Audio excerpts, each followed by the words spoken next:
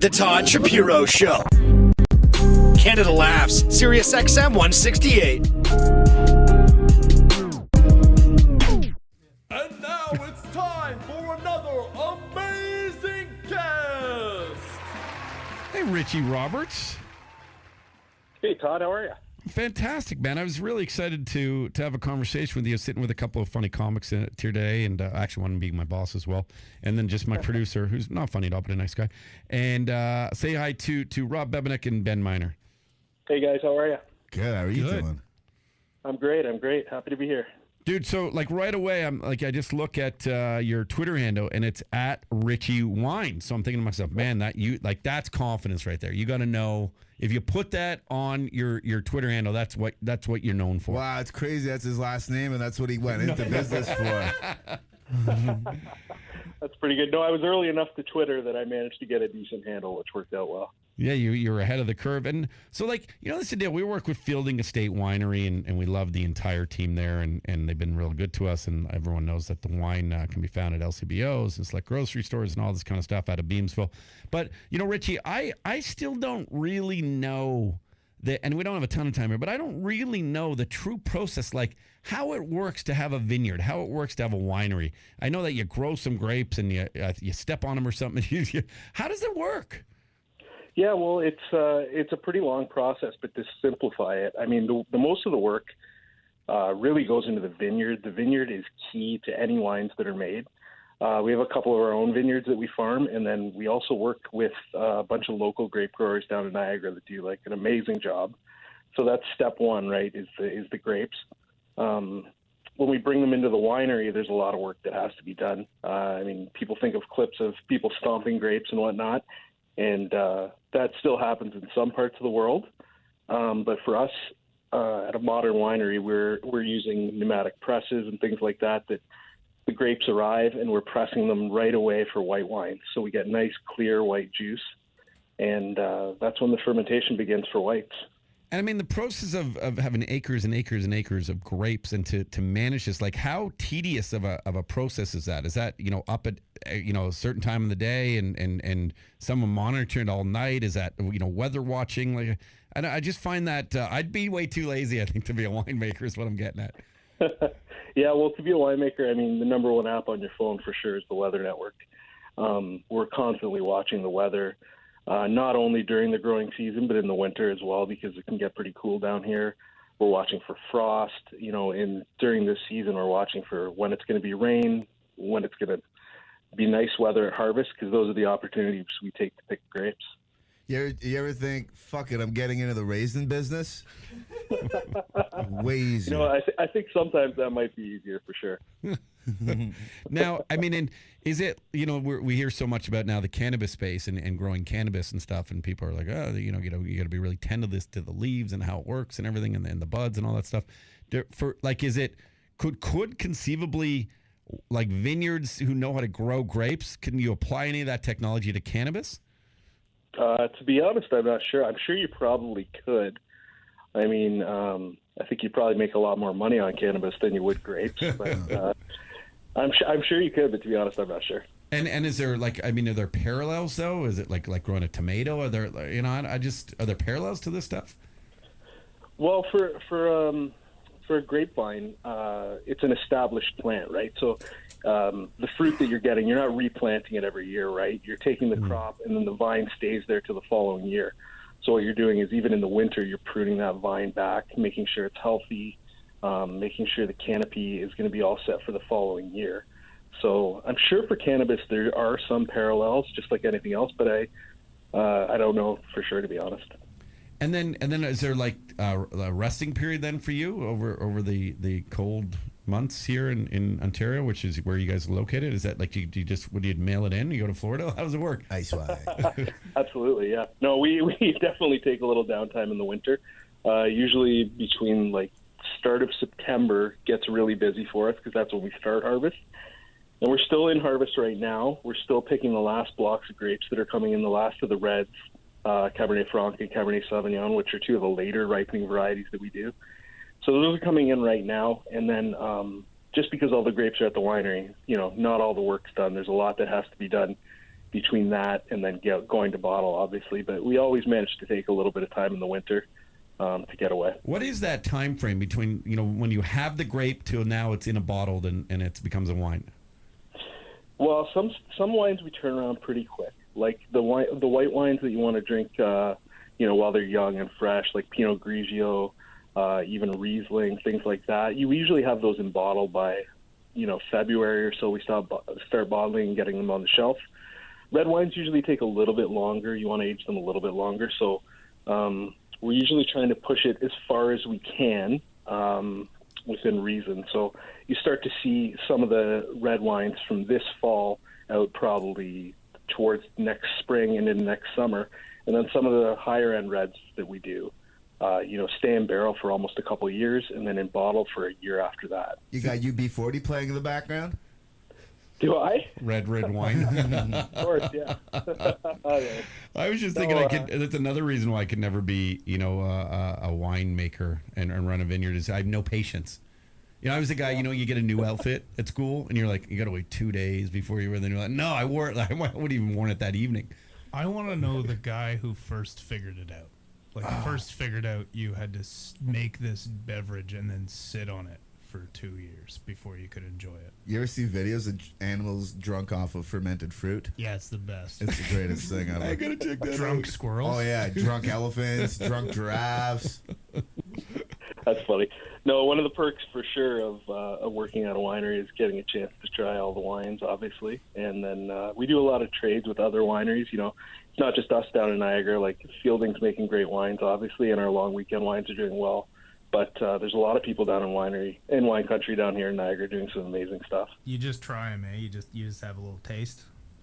Of course, yeah. No, we would never swallow them during the day. Of course. No, goodness no. As Richie, we're speaking to Richie Roberts from Fielding Estate Winery, and it's just fieldingwines.com or longweekendwineco.com, and follow them at longweekendwine and on Twitter.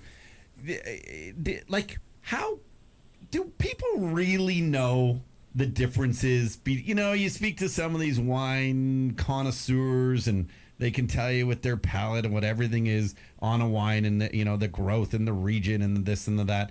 Is there actually that much difference between some of the most expensive wines in the world to just some great wines that are very affordable? Yeah, well, I think you can get, at a low price point, you can get a lot of good value wines, and in the mid-range of prices, you can get some beautiful stuff too. When you get really into some high-end, high-priced wines, it is hard for, I think, the average person to appreciate those. And I think that people that don't appreciate those, it's a bit of a waste of money. And even people that do know what they're tasting and what they're drinking, a lot of the times it's less about what that wine is, what vintage it is, where it's from, but about the memories you create drinking, or you're having while drinking those wines, right? Now, what do you consider to be a mid-range price? Because when I want to impress a lady, I bring home a bottle of Baby Duck. Yeah, you might want to step it up a little bit above that. That's a great question. That's a great question. A price point for wines that are for a date, for a gift, what? Because he's a wine guy. What's mid-range to you might be high-end to me. Yeah, what's a good? Sure. And use Fielding Estate as an example. Give examples of what's a good. You know what I mean? Yeah, I think everyday wines I would consider under $20. For every day, drinking. And then if you want to get above $20, I would say you're getting into some more special stuff. And I don't think you don't have to spend a ton of money to get some really great wines, especially down in Niagara. I mean, a lot of the people that come and visit us at Fielding are shocked at how inexpensive some of our wines are. I mean, some of our best wines are, $25 to $35.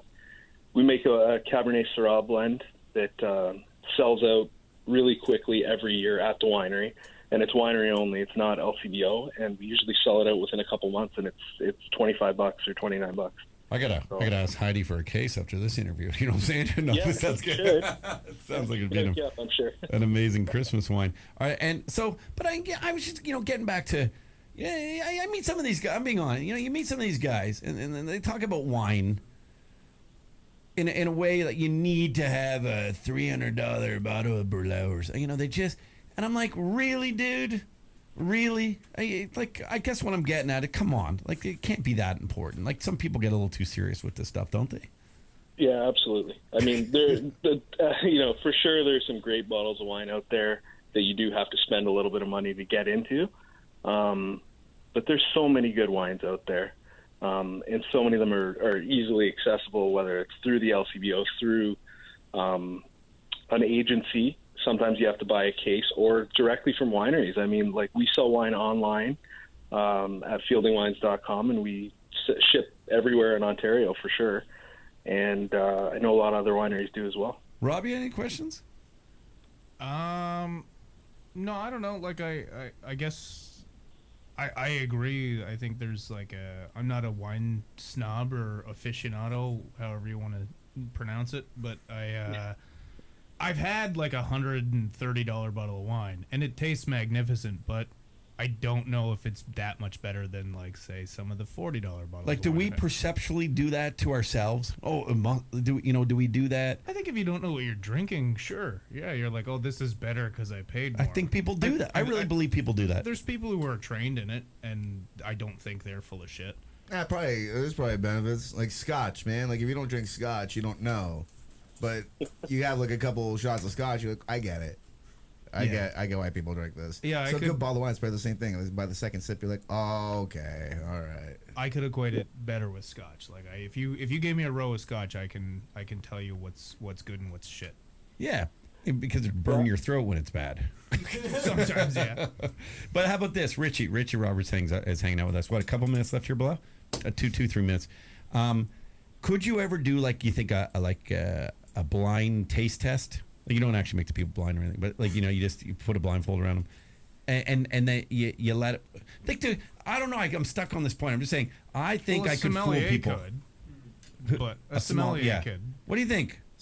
Yeah, well, I think the average person would have a hard time doing it. But even saying that, I've been in blind tastings with people that I consider to be very good tasters. And somebody will throw a ringer into a tasting of bottles that are, $50, $100, $150, and they'll throw a $10 wine in, and it'll fool everybody. Just to be a jerk, right? Yeah, for sure. Nice. Because we do that with comics. When somebody goes to the bathroom, you've seen this one in old comics, like, your buddy just went to the washroom. I'm going to say a punchline. The punchline's going to be because the Oreo cookie is wet, and the joke's not going to make any sense, but we're all going to laugh at the Oreo cookie is wet, and then your friend's going to laugh, even though they don't know what the fuck is supposed to be funny about it. They'll look like an asshole. That's what that person's doing. Richie, man, I really appreciate this. I guess what I'm saying is I'll just say this honestly. I drink your wines. I love your wines, and your wines aren't $150 bottle of wines. You know what I'm saying? Yeah. We take a lot of pride in making wines that are great value, like our long weekend wines, which are under $15 a bottle, widely available in the LCBO. We've got a Chardonnay Pinot Grigio that I believe is $13.95. Fantastic white wine, dry, easy to drink with everything. And then we have a long weekend cab that you can drink every night of the week, and it's $15. And what's great, Ben, you can get it in a box too. I'm serious. Listen, I'm all into that. If you need another sampler, Rob and I are both willing to write reviews. Let's do a comedy show at the winery. Let's do it. No, yeah, Rob can't come though. It's in Niagara in the winter. Yeah, I'm not allowed in town anymore. Dude, this is a lot of fun. I really appreciate the education and the honest chat and making wine just sort of feel like it's really approachable, which a lot of people don't do as well. So thanks so much for that, Richie. No worries. Thanks for having me, guys. At Richie Wine, and again, it's fieldingwines.com or at Long Weekend Wine. You can follow them, and longweekendwineco.com. Cheers, man. Have a great rest of the week. You too, guys. Thanks a lot. Awesome, man.